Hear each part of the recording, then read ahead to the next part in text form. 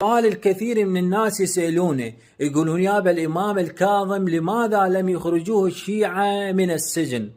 أخواني نقدر نقول أن وظيفة الشيعة في زمن الإمام الكاظم هي التقية وعدم إظهار مبادئهم ولا آرائهم ولا عقيدتهم بشكل علني، على مود لا يسببون أذية على الإمام الكاظم نفسه ولا يسببون أذية على بقية إخوانهم الشيعة.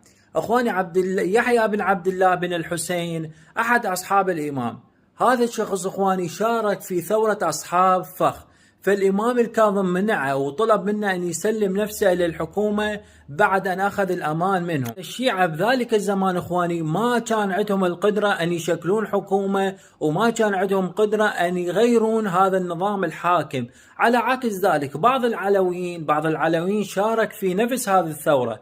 فشنو كانت النتيجة؟ كانت النتيجة أن الخليفة